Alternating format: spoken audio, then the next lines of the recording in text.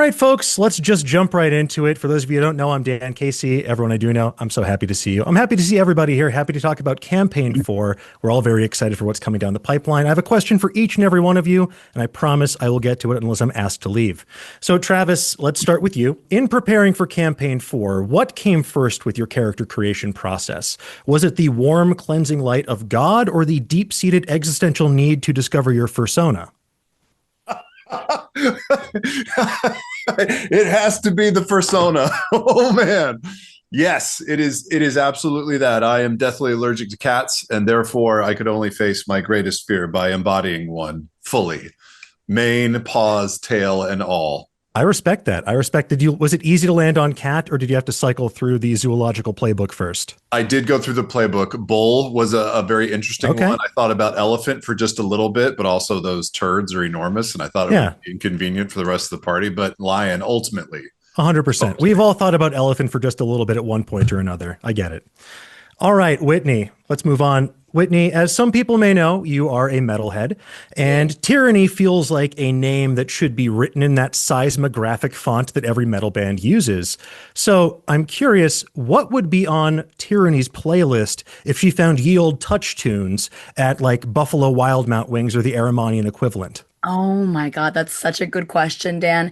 It's so funny because my Tyranny is a real she's got a lot of duality. I honestly think, even though as a metalhead and as a demon lover, I designed her with my interests in mind, she's very sensitive. And I think it is going to have to be Carly Rae Jepsen.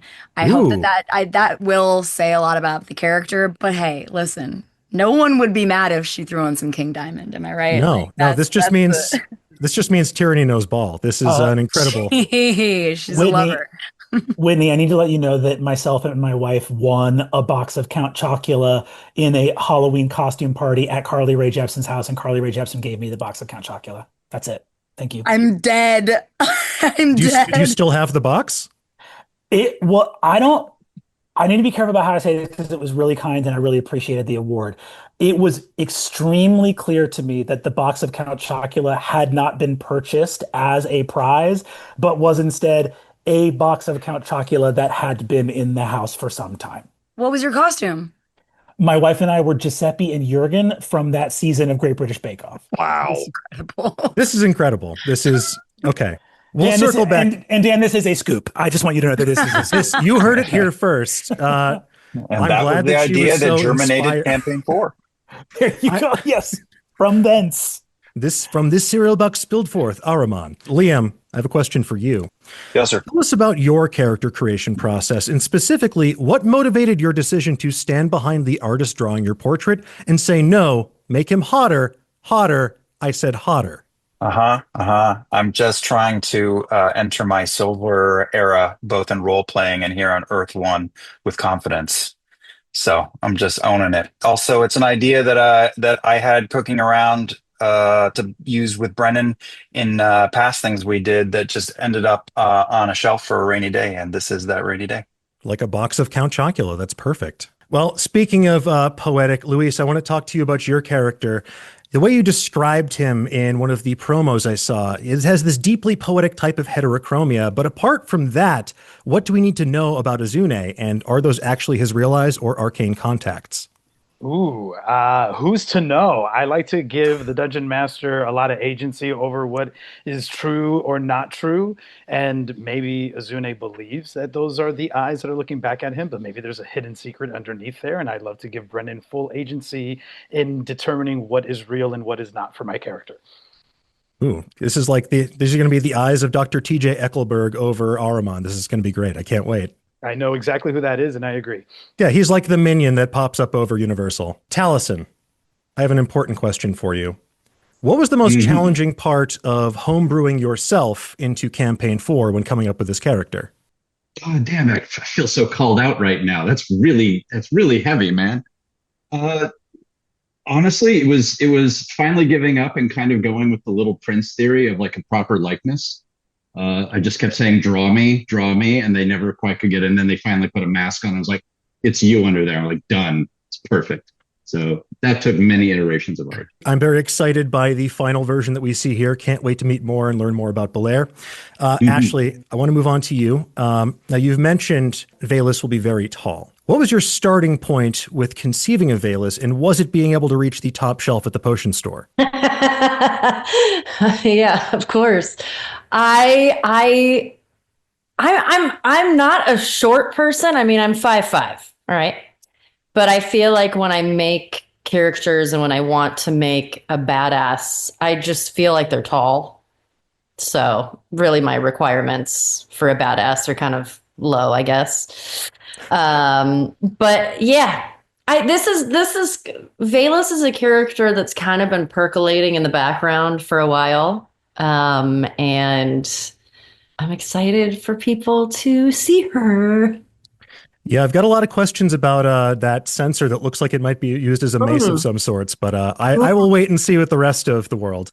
Okay. Now, speaking of the rest of the world, Brennan, I have so many questions for you about Ahriman building this world, but what I really want to know is so many players at these tables. When's the last time you made your players cry, and when's the last time they made you cry? Whoa. Oh my gosh. Is it messed up?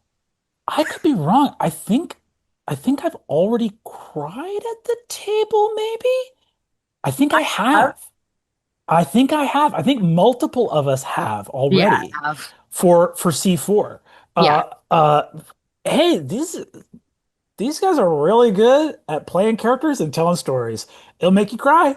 It's really phenomenal and special. I mean, that's the name of the game, right? I think that like as someone who has dedicated my life to a lot of weird mediums, right? Actual play, LARP, improv.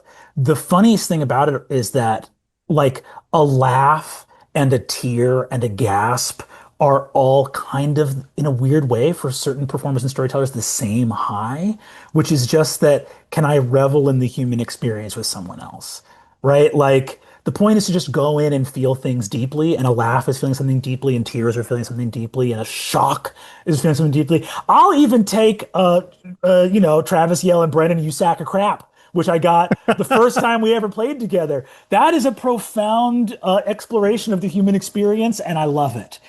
So I'll take them all. I'm greedy for all of them. No, I respect that. One thing I love about TTRPGs, it's the communal act of play, coming down, sitting together to tell a story together. And whether it's someone telling you you're a sack of crap or eliciting a tear, I think that's wonderful. You don't get that in other gameplay, other expressions of storytelling, I feel. So very excited. What was in times of yore a crackling fire that a skald would behold to tell a tale of gods and monsters is now often a pizza box and some snacks in a bowl and some dice. You know, it's the same tradition, just carried forth into a new age. Yeah, they just didn't have dominoes back then. The only difference. Yeah. Hark and lo unto me. Imagine pizza delivered within 30 minutes. Okay. Verily, 'tis ready. 'Tis ready.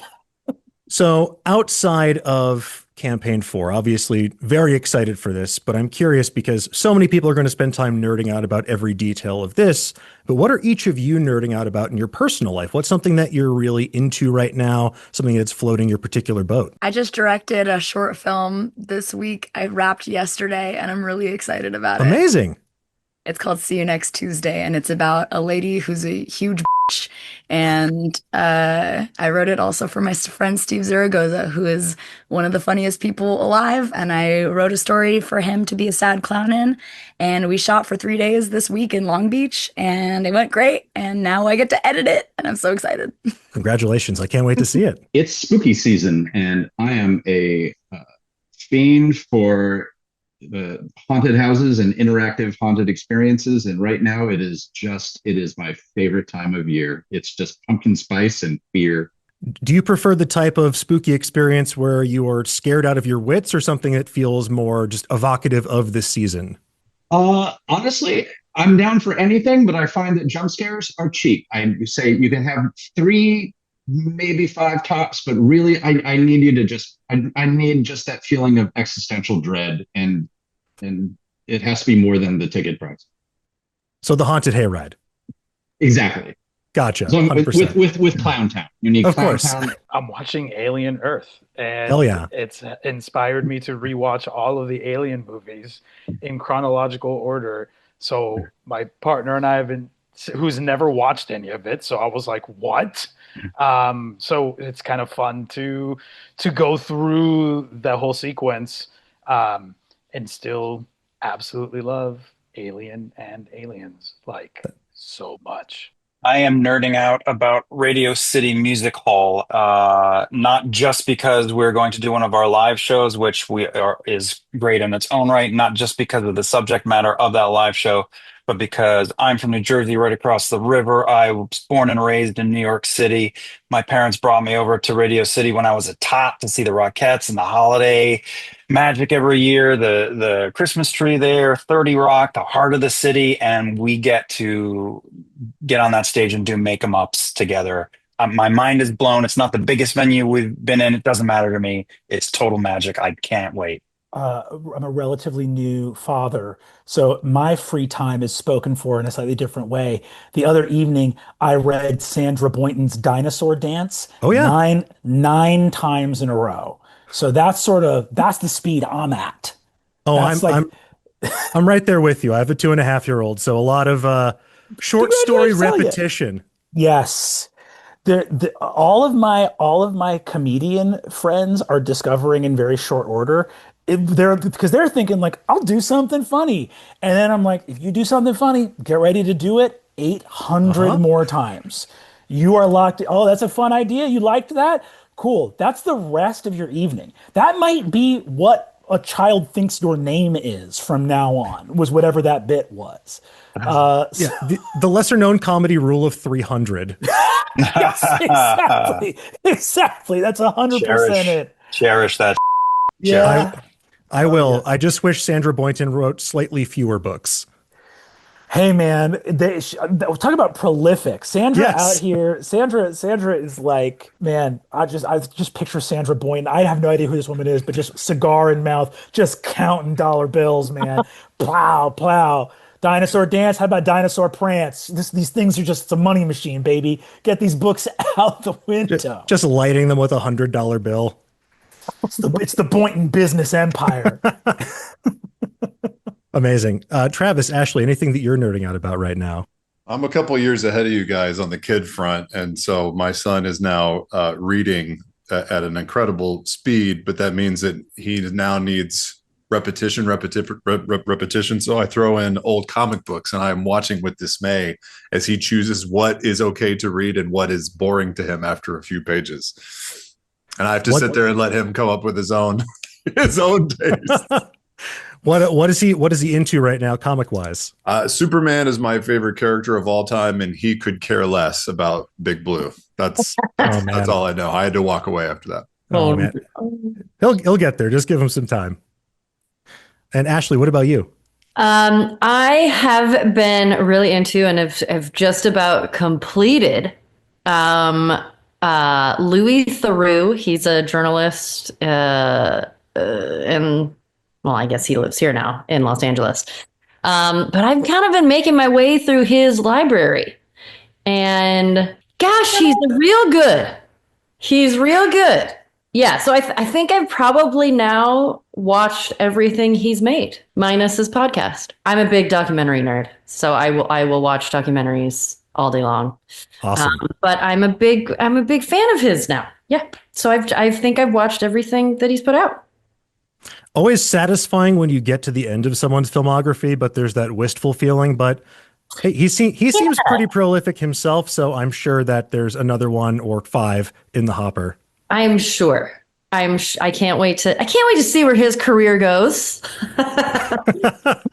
He's great. I'm a really big fan of his. All right, folks. Well, I'm getting the big red wrap it up signal. I want to say again, I appreciate each and every one of you for taking the time to chat with me today. I can't wait for people to experience Ahriman and Critical Role's Campaign 4, and congratulations. I'll see you folks next time. Thanks, Dan. Thank you, Dan. All right. Thanks, Appreciate everybody. ya. You rule, man.